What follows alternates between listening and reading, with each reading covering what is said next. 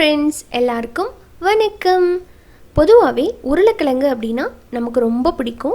உருளைக்கிழங்கு வச்சு செய்கிற எல்லா ரெசிபியுமே குழந்தைகள்லேருந்து பெரியவங்க வரைக்கும் எல்லாருமே விரும்பி சாப்பிடுவாங்க. அதுவும் சப்பாத்திக்கு ரொம்ப ஒரு சூப்பரான காம்பினேஷனில் இருக்கும். உருளைக்கிழங்கு வச்சு செய்கிற குருமா, அப்புறமா கறி, வெஜ் குருமா, இது மாதிரி எல்லாமே ரொம்பவே நல்லாயிருக்கும். அந்த வகையில் நான் இன்றைக்கி உங்களுக்கு செஞ்சு காமிக்க போகிறது தம் ஆலு கிரேவி மசாலா. இது ஒரு நார்த் இண்டியன் டிஷ் தான். இது நம்ம சின்ன சின்ன பொட்டேட்டோஸ், அந்த பேபி பொட்டேட்டோஸ்ன்னு சொல்லுவோம் இல்லைங்களா, அந்த குட்டி உருளைக்கிழங்கு வச்சு செய்ய போகிறோம். வாங்க இது எப்படி பண்ணுறதுன்னு பார்த்துடலாம்.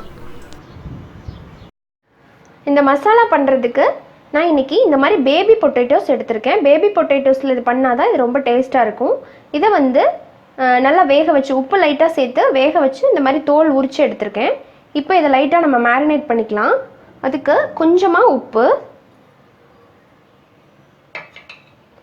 அப்புறமா கொஞ்சமாக மஞ்சத்தூள்,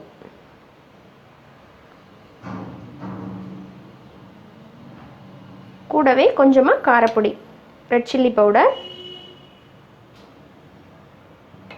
சேர்த்துட்டு இதை மேரினேட் பண்ணிக்கலாம். இந்த மாதிரி மிக்ஸ் பண்ணியாச்சு. இப்போ இதை நான் கொஞ்சமாக எண்ணெய் சேர்த்து ஷாலோ ஃப்ரை பண்ண போகிறேன். நீங்கள் வேணுன்னா நிறைய எண்ணெய் சேர்த்து டீப் ஃப்ரை கூட பண்ணிக்கலாம். இது வேக வச்ச பொட்டேட்டோஸுங்காட்டி நம்ம ஷாலோ ஃப்ரை பண்ணாலே போதும். கடாயில் ஒரு 2லேருந்து 3 டேபிள் ஸ்பூன் சேர்த்துக்கலாம். ஆயில் சூடாயிடுச்சு. ஆயிலில் மீடியம் ஹீட்லேயே வச்சுக்கோங்க. இப்போ இதில் நம்ம மேரினேட் பண்ணி வச்சுருக்கிற பொட்டேட்டோவை ஒன்று ஒன்றா சேர்த்துடலாம்.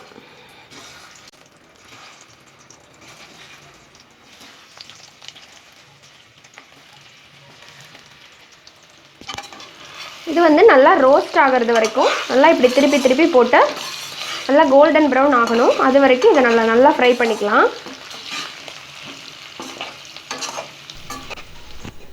இதை ஒரு ஃபோர்க் வச்சு லைட்டாக குத்தி விட்டுக்க போகிறேன். அப்போ தான் நம்ம கிரேவியில் போடும்போது அந்த கிரேவியில் இருக்கிற மசாலாலாம் நல்லா உள்ளே இறங்கும். அதுக்காக இப்போ பொட்டேட்டோஸ் நல்லா ரோஸ்ட் ஆகிடுச்சு. இப்போ இதை வேறு பிளேட்டுக்கு மாற்றிக்கலாம். அடுத்ததாக இன்னொரு பேனில் ஒரு 2 டீஸ்பூன் மட்டும் ஆயில் சேர்த்துக்கலாம். எண்ணெய் சூடானதும் ஒரு ஏலக்காய், 2 கிராம்பு, கொஞ்சமாக ஜாதிபத்திரி, கூடவே கொஞ்சமாக பட்டை, இது எல்லாத்தையுமே எண்ணெயில் போட்டுடலாம். அதோடவே ஒரு 7-8 போல் முந்திரி, அதையும் சேர்த்துக்கலாம். இது கூடவே ஒரு 5-6 பல்லு பூண்டு, கொஞ்சமாக இஞ்சி. இதுக்கு பொதுவாக நீங்கள் இஞ்சி பூண்டு பேஸ்ட் இருந்ததுன்னா அதை கூட சேர்த்துக்கலாம். சேர்த்துட்டு ஃபஸ்ட்டு இதை மட்டும் ஒரு 2 நிமிஷம் இந்த எண்ணெயில் வதக்கிக்கலாம்.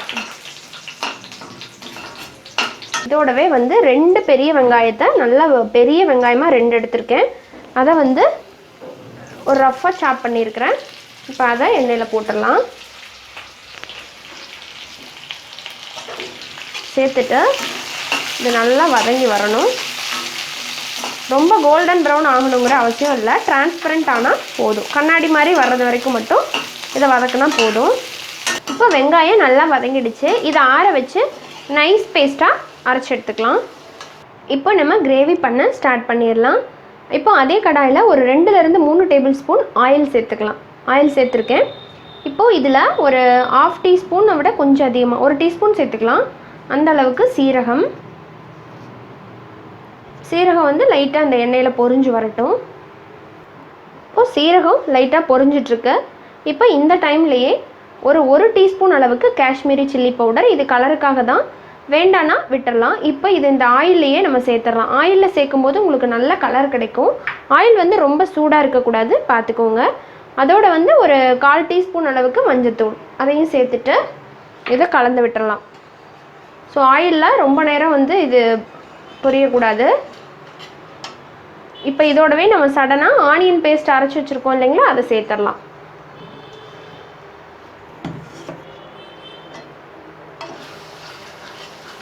சேர்த்துட்டு நல்லா கலந்துக்கோங்க.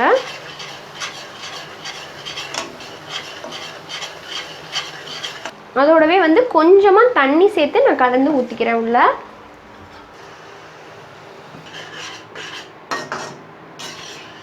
இப்போ இதை நல்லா கலந்துக்கணும்.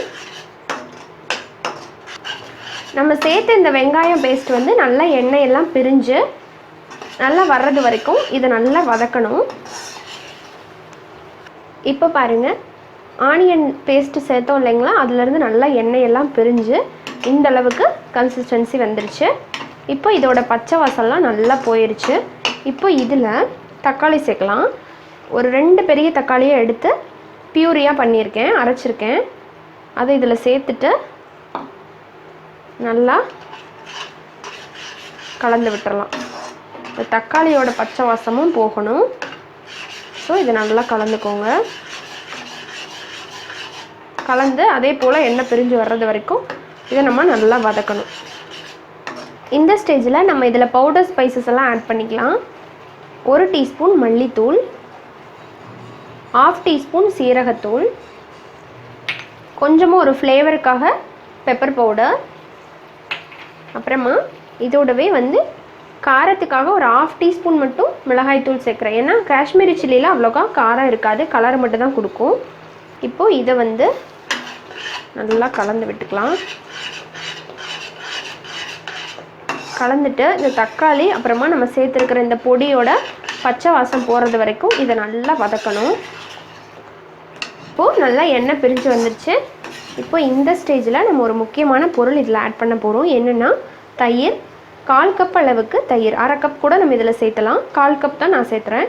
அதை நல்லா பீட் பண்ணி இதில் சேர்த்துக்கலாம். ஒரு முக்கியமான இன்க்ரீடியண்ட். இதை ஸ்கிப் பண்ணினீங்கன்னா நீங்கள் கரெக்டான டேஸ்ட் உங்களுக்கு கிடைக்காது. ஸோ இது அவசியம் சேர்த்துக்கோங்க. சேர்த்துட்டு இதையும் நல்லா வதக்கி விட்டுக்கலாம். எல்லாமே சேர்ந்து நல்லா ஒரு தொக்கு கன்சிஸ்டன்சிக்கு வர்றது வரைக்கும் இதை நல்லா வதக்கணும். பாருங்கள், இந்த ஸ்டேஜில் 1 கப் தண்ணி சேர்த்துடலாம்.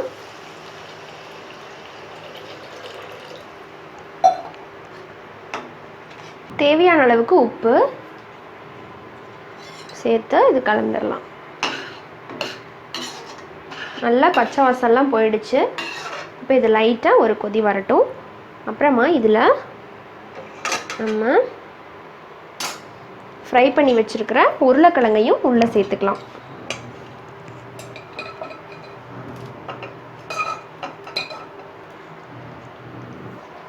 இப்போ இந்த ஸ்டேஜில் ஒரு 1/2 டீஸ்பூன் கரம் மசாலா. ஸோ இதை ஃபைனலாக தான் நான் ஆட் பண்ணணும். எப்பயுமே சொல்லுவேன் இல்லைங்களா, நார்த் இந்தியன் கிரேவியில் ஃபைனலாக தான் கரம் மசாலா ஆட் பண்ணணும். அப்புறமா 1 டீஸ்பூன் அளவுக்கு நல்லா க்ரஷ் பண்ண கசூரி மெத்தி சேர்த்துக்கலாம். சேர்த்துட்டு இதை லைட்டாக கலந்து விட்டுக்கோங்க. கரம் மசாலாவோட பச்சை வாசம் போயிட்டு கிரேவி நல்லா எண்ணெய் பிரிஞ்சு வர்றது வரைக்கும் இது இருக்கட்டும். இப்போ பாருங்கள், நல்லா எண்ணெயெல்லாம் பிரிஞ்சு சூப்பராக நம்மளோட தம் ஆலு கிரேவி மசாலா ரெடி ஆகிடுச்சு. இது சப்பாத்தி, நான், ரொட்டி எல்லாத்துக்குமே ரொம்ப ரொம்ப டேஸ்ட்டாக இருக்கும். ஃபைனலாக இதில் மல்லி இலை தூவி ஃபினிஷ் பண்ணிடலாம். அவ்வளோதான், தம் ஆலு கிரேவி ரெடி. கிரேவி பார்க்கவே ரொம்ப சூப்பராக இருக்குல்லங்க. ஸோ இந்த சிம்பிளான அண்ட் ஈஸியான இந்த தம் ஆலு மசாலாவை நீங்களும் உங்கள் வீட்டில் சப்பாத்திக்கு செஞ்சு பாருங்கள். நம்ம வீட்டில் சப்பாத்தி அடிக்கடி செய்வோம். அதே மாதிரி உருளைக்கிழங்கு எல்லாத்து வீட்லேயும் எல்லா டைமுமே இருக்கும். இதை வச்சு குயிக்காக பண்ணக்கூடிய ரொம்ப டேஸ்டான ஒரு ரெசிபி இது. ஸோ நீங்களும் இதை ட்ரை பண்ணி பார்த்துட்டு எப்படி வந்துச்சு அப்படிங்கிற ஃபீட்பேக்கை மறக்காமல் எனக்கு கமெண்ட் பண்ணுங்கள். பேபி பொட்டேட்டோஸ் வச்சு செய்யும்போது தான் ரொம்ப ரொம்ப டேஸ்ட்டாக இருக்கும். கிட்ஸும் ரொம்ப விரும்பி சாப்பிடுவாங்க. நல்லா ஃப்ரை பண்ணி போட்டிருக்கிறதுனால ருசியும் நல்லாயிருக்கும். நார்த் இந்தியன் கிரேவி பிடிக்கிறவங்களுக்கும் இந்த தம் ஆலு கிரேவி ரொம்ப ரொம்ப பிடிக்கும். நான் இதை நானோட வச்சு சாப்பிட போகிறேன். ரொம்ப டேஸ்ட்டாக இருக்கும். நீங்களும் ட்ரை பண்ணிவிட்டு சொல்லுங்கள். இந்த வீடியோ உங்களுக்கு பிடிச்சிருந்ததுன்னா சப்ஸ்கிரைப் பண்ணிக்கோங்க. நம்ம சேனல் நிக்கிஸ் கிச்சனை மறக்காமல் கூடவே இருக்கிற பெல் சிம்பிளை கிளிக் பண்ணிக்கோங்க. இன்ட்ரெஸ்டான இன்னொரு ரெசிபியோடு உங்கள் எல்லாரையும் சீக்கிரமாக மீட் பண்ணுறேன். நன்றி, வணக்கம்.